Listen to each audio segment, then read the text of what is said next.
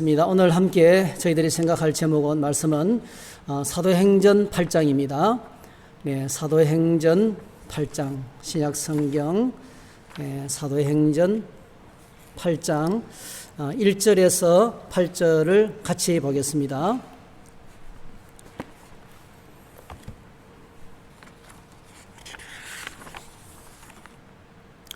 네, 이제 같이 읽으시겠습니다. 사울은 그가 죽임 당함을 마땅히 여기더라. 그날에 예루살렘에 있는 교회에 큰 박해가 있어 사도회에는 다 유대와 사마리아 모든 땅으로 흩어지니라. 경건한 사람들이 스데반을 장사하고 위하여 크게 울더라. 사울이 교회를 참멸할새 각 집에 들어가 남녀를 끌어다가 오게 넘기니라. 그 흩어진 사람들이 두루 다니며 복음의 말씀을 전할새 빌립이 사마리아 성에 내려가 그리스도를 백성에게 전파하니 무리가 빌립의 말도 듣고 행하는 표적도 보고 한 마음으로 그가 하는 말을 따르더라. 많은 사람에게 붙었던 더러운 귀신들이 크게 소리를 지르며 나가고 또 많은 중풍병자와 못 걷는 사람이 나으니 그 성에 큰 기쁨이 있더라. 아멘.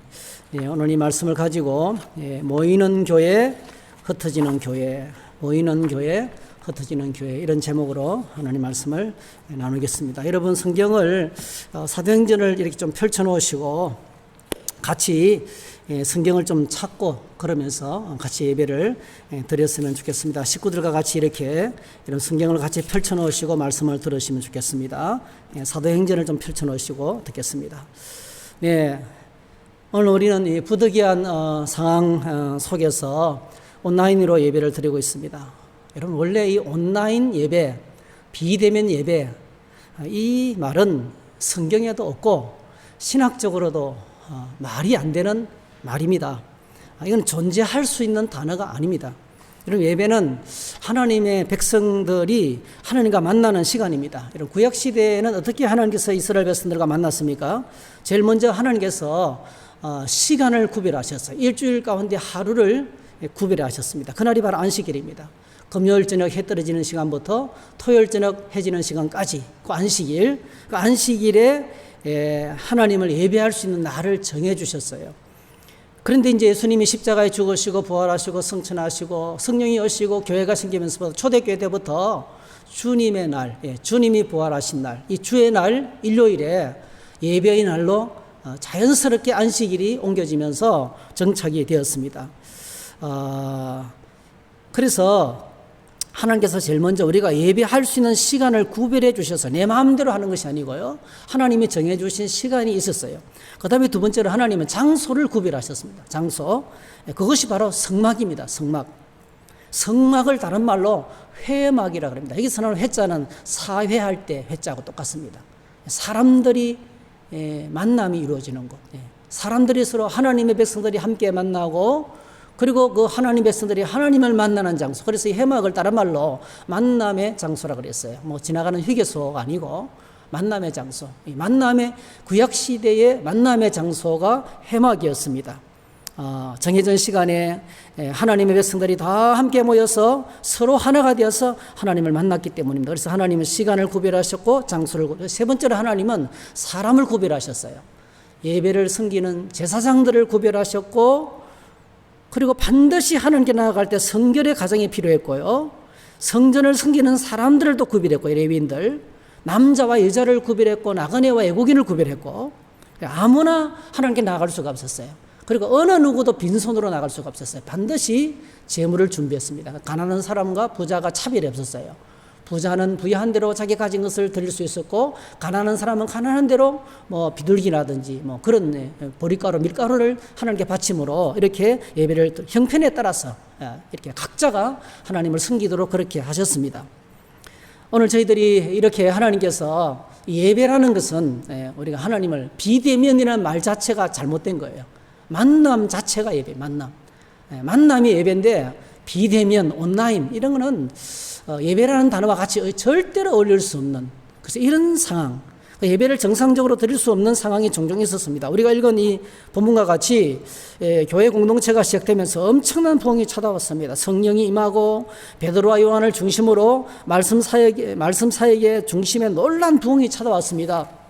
그래서 사도행전 2장에 보면은 엄청났습니다. 사도의 가르침을 받아 서로 교제하고 떡을 떼고 기도하고 기적과 표적이 나타나고 물건을 서로 통용하고 날마다 성전에 모이고 그 다음에 집에서 떡을 떼며 교제하고 그리고 뭐죠? 주께서 구원받는 사람을 날마다 더하게 하시니라 했어요.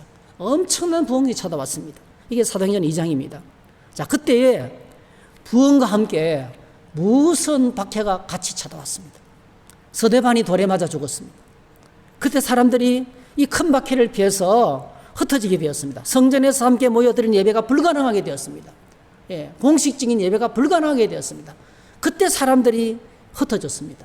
여러분이 잘 아시는 것처럼 로마의 10명의 황제가 무섭도록 박해를 했습니다. 미치광이 네로로부터 시작해가지고 온 로마 시내에 불을 질러놓고 자기는 축배를 들고 실을 쓰면서 결국은 그 죄를 기독교인에게 다 뒤집어 씌웠습니다. 오늘 우리가 살아가는 이 사회하고 조금 비슷하죠. 어떤 여러분 전염병이 퍼지면 알베르토 까무의 페스트라는 그 유명한 소설 가운데 나오는 그대로 되고 있잖아요. 전염병이 퍼지면 사람들은 일단 두려워해요. 그 다음에 두 번째로 누군가를 정죄하기 시작합니다. 그리고 뭐죠? 때려잡을 속죄양을 뒤집어 씌울 속죄양을 이제 찾아내는 거예요. 오늘 이 사회가 우리가 사는 사회가 똑같이 가고 있습니다, 여러분. 뭔가 누구에게 뒤집어 씌워서 이 문제를 책임 회피하는 거죠. 자, 그래서 그때 그리스도인들은 선택을 해야 됐습니다. 로마의 무서운 박해 가운데 그리스도인은 선택을 해야 됐습니다. 신앙을 버리고 자유를 얻든지 로마 황제에게 숭배를 하든지 아니면 신앙을 지키기 위해서 삶을 포기하든지. 그때 믿음의 성도들은 믿음을 지키기 위해서 신앙을 지키기 위해서 지하로 들어갔습니다. 땅에 꿀을 팔고 땅굴을 파고 숨어서 거기서 살았어요. 거기서 태어나고 거기서 죽었어요. 그리고 뭐죠? 넓은 공간을 만들어서 함께 모여 예배했습니다. 이것이 지금까지 남아있는 카타콤이에요.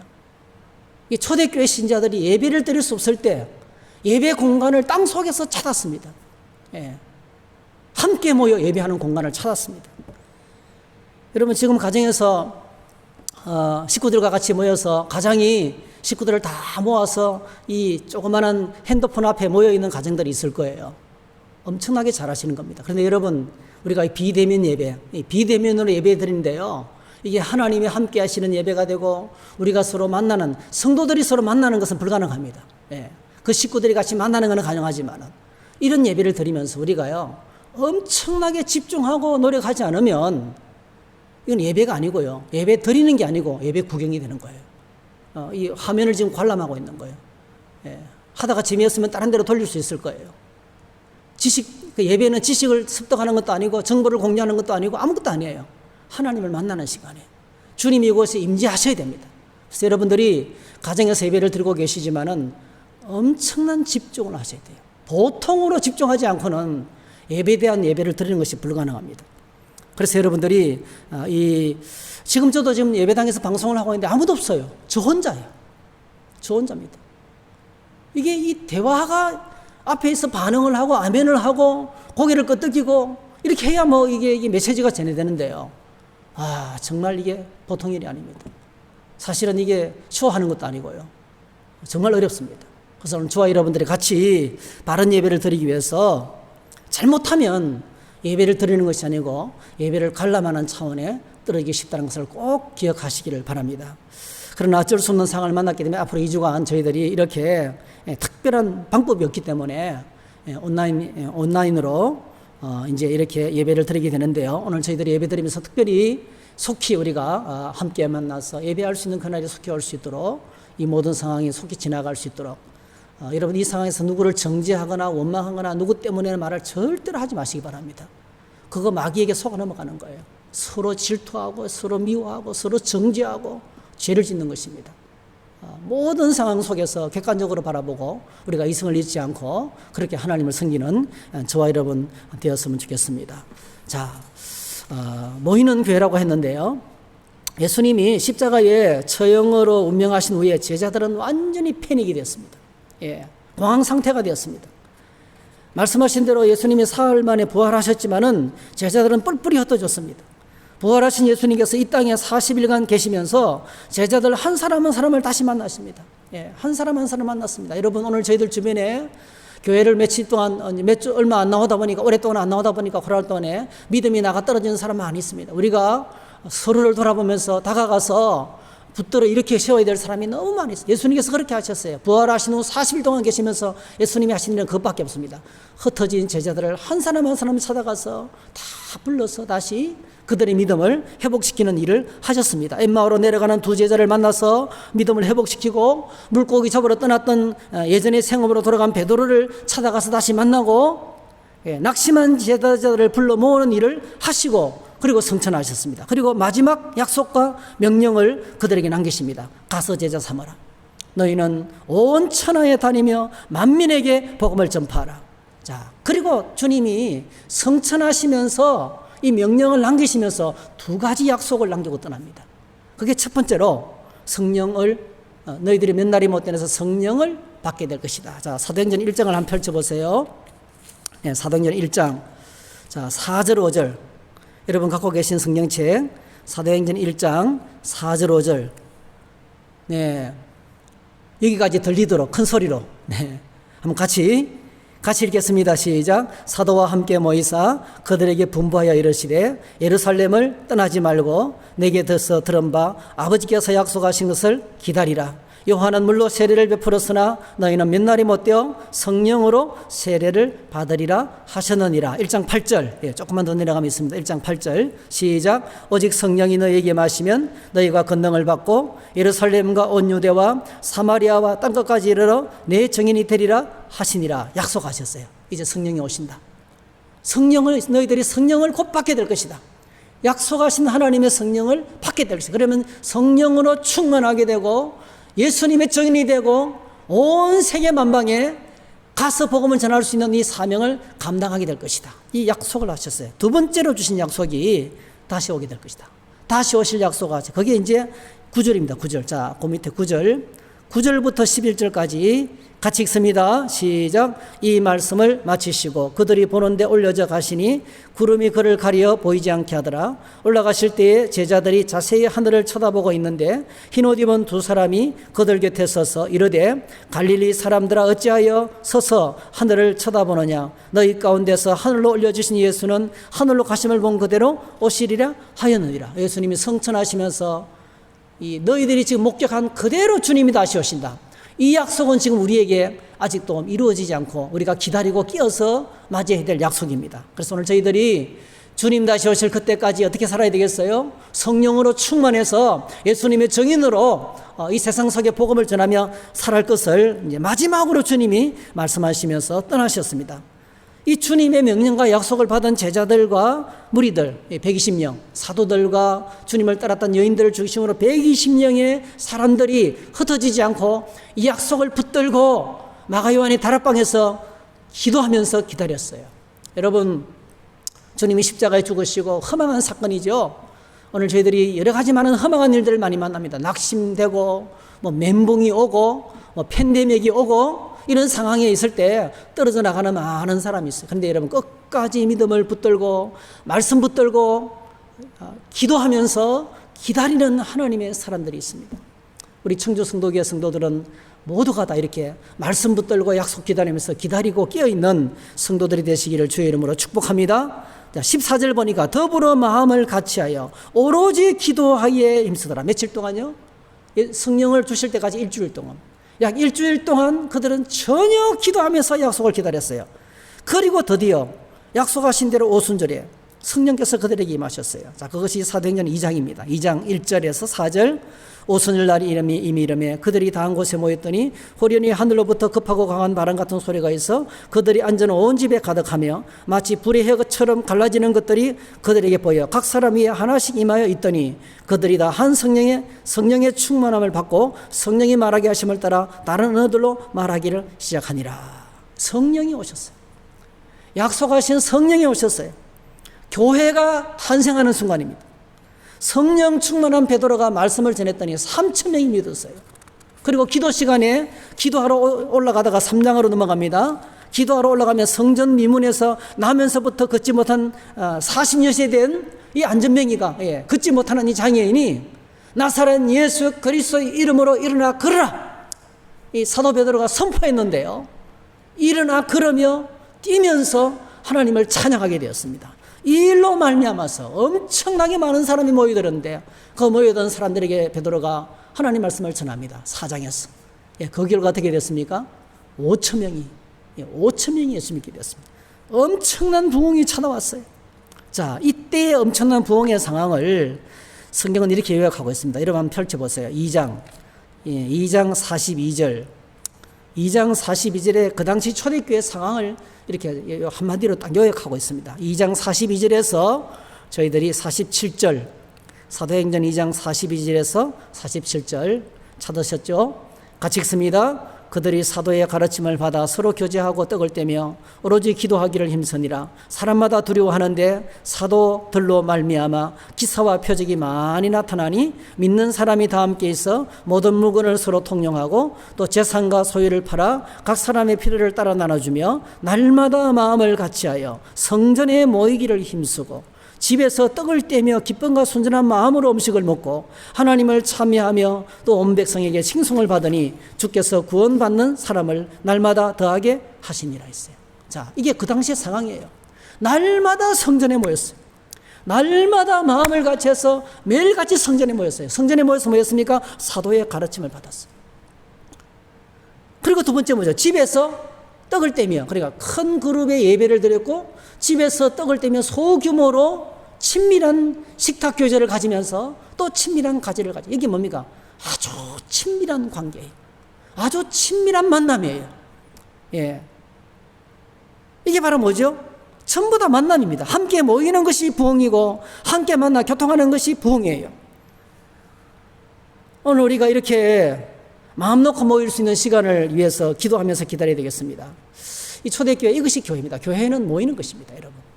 교회 정의가요, 세상으로부터 부름받은 사람들의, 백성들의 모임이에요. 그게 교회 정의입니다, 여러분. 모임 자체가 어려워진다는 것은 교회가 깨어지는 겁니다. 사실 모임이 없다면 교역제도 필요 없고 예배당도 필요 없어요. 아무것도 필요 없어요. 전부 다 사라져야 됩니다. 자, 그래서 오늘 저희들이 이 어려운 시간 동안에 특별히 초대교회 신자들은 무선 박해 속에서 이 고통의 시간을 인내하며 기다렸습니다. 여러분 잘 아시잖아요. 인내하며 기다리는데 드디어 마침날 마음 놓고 예배할 시간이 찾아왔어요. 얼마 만에요?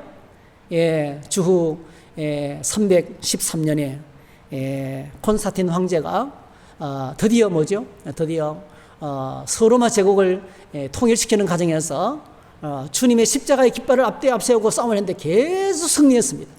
계속 승리하면서 313년에 드디어 낭터칙령, 그 유명한 낭터칙령을 발표하면서 신앙의 자유를 선포했어요.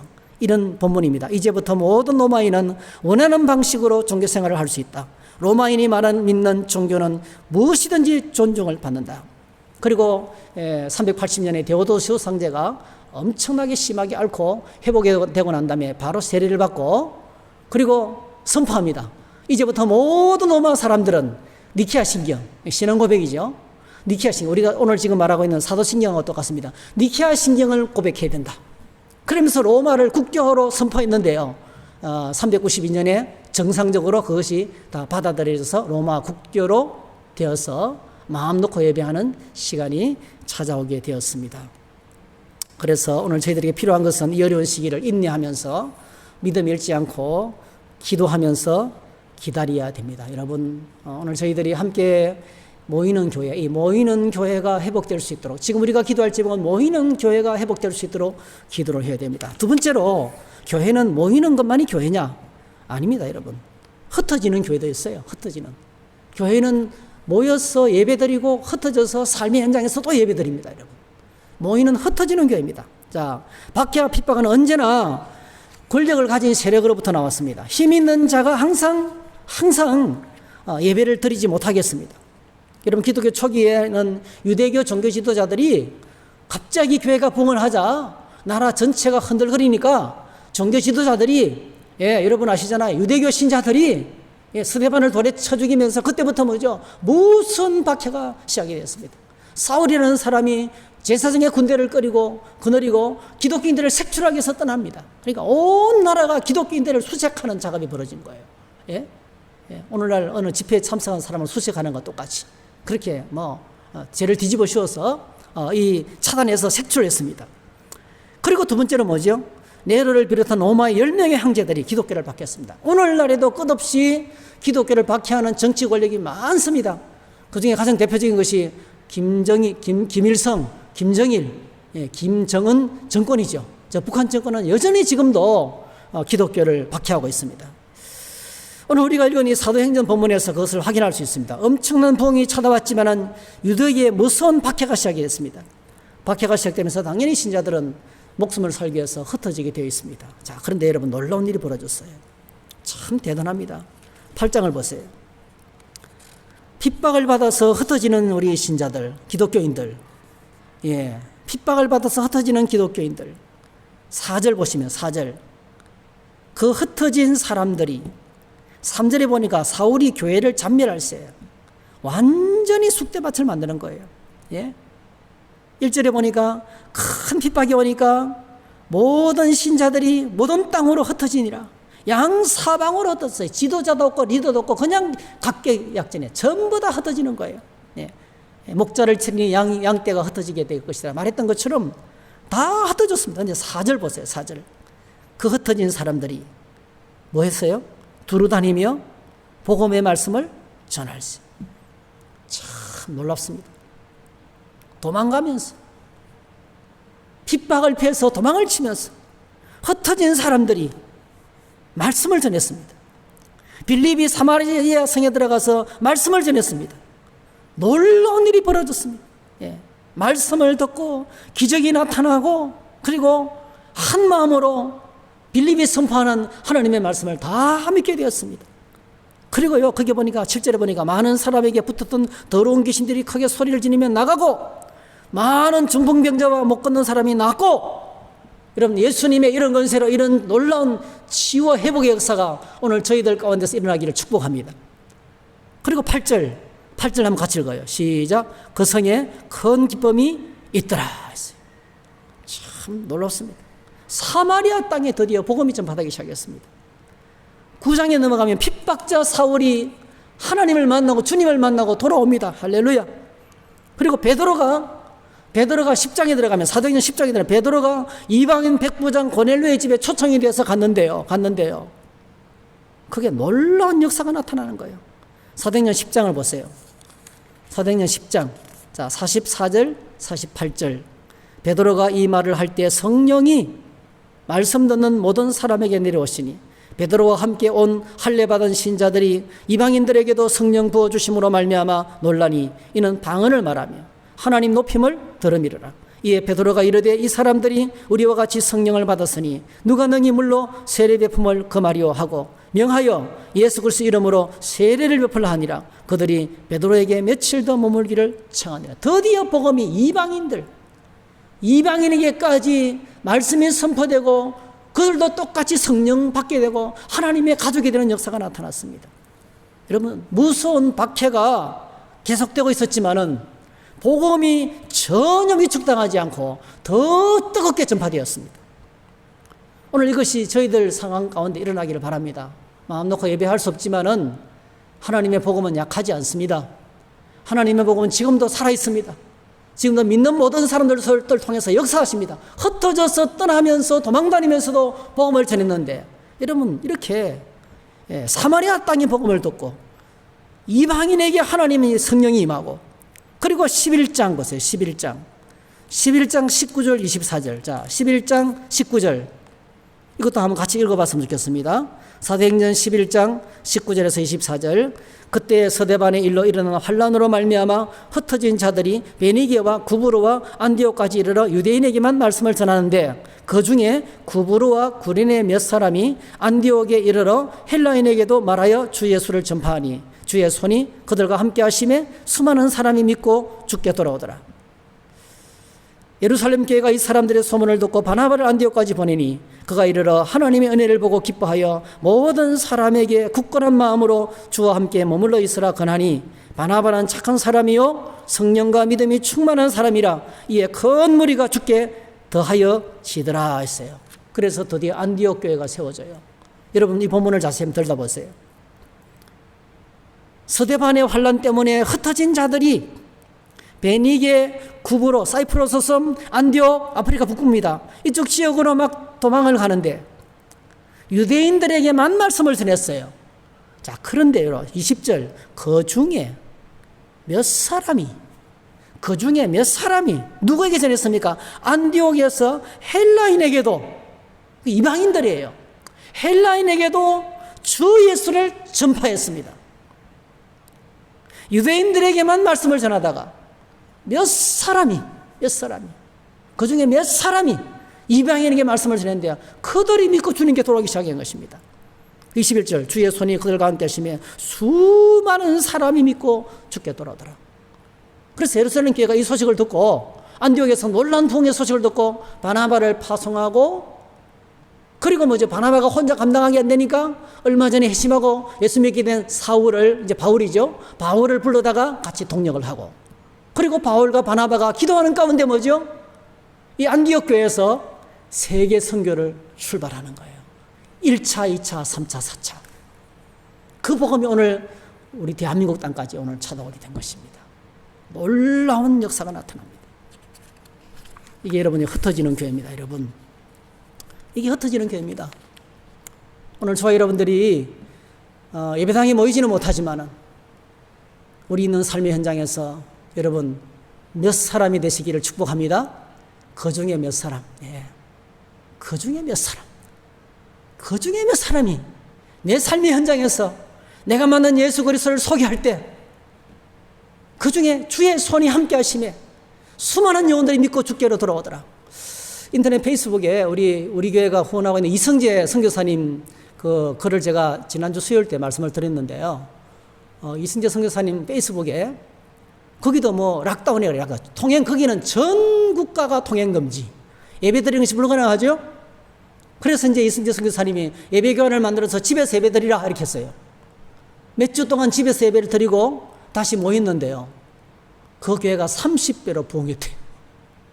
신자들이 집에서 예배 드리면서 온 이웃들을 초청해서 같이 예배 드린 거예요. 할렐루야. 여러분, 지금도 이런 역사가 나타납니다. 그거 진짜 흩어진 교회예요. 오늘 저와 여러분들의 영적인 능력을 한번 체크해 보세요. 코로나 때문에 몇 번 예배를 못 드렸다고 믿음이 떠나는 사람들이 있습니다.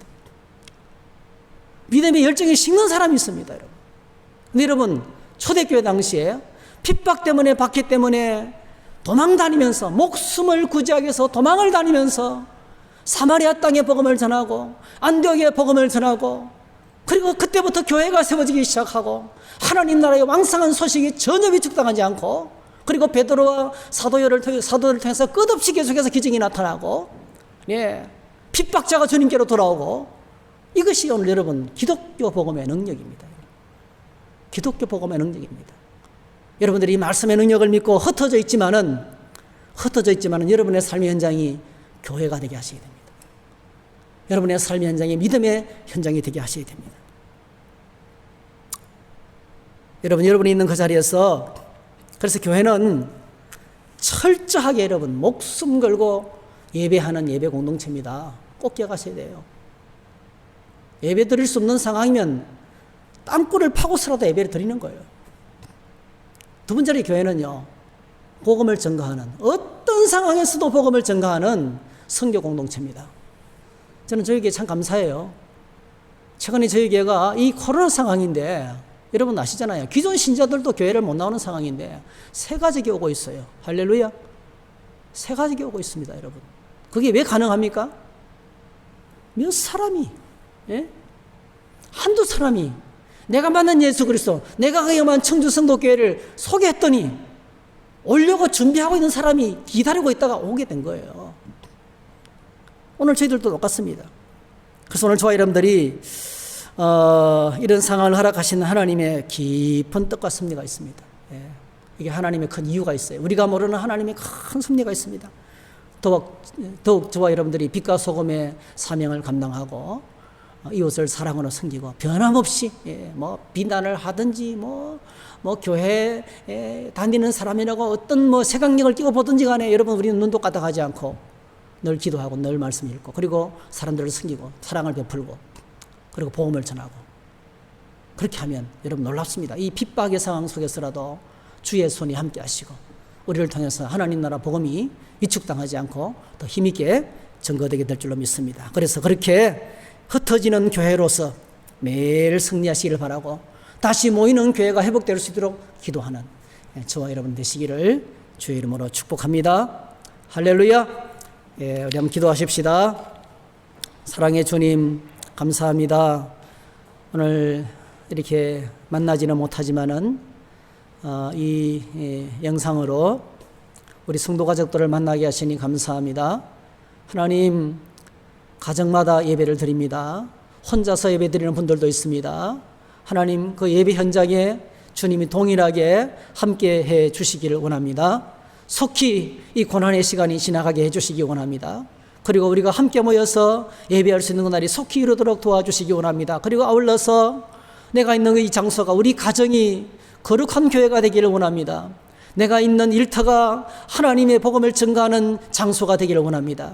내가 있는 삶의 현장이 여전히 빛과 소금으로 살고 많은 사람을 섬기고 사랑하면서 복음을 증거하는 자리가 될 수 있도록 도와주시기 원합니다. 저희들이 믿음으로 주님을 섬길 때 우리의 삶의 현장이 주님이 함께 하시는 하나님 나라가 임하시고 통치하실 줄로 믿습니다. 우리 온 성도들 가운데 여러 가지 어려움을 당하는 분들이 많이 있습니다. 하나님 만져주시기 원합니다. 다가가 주시기 원합니다. 사업장에 함께 하시옵소서. 일터 가운데 동행하여 주시옵소서. 가정 가운데 함께 해 주시옵소서. 온 가정이 하나님을 경건하게 섬기는 믿음의 가정으로 다 세워 주시기를 원합니다. 함께 해 주시기를 소원하고 예수님의 이름으로 기도하옵나이다. 아멘.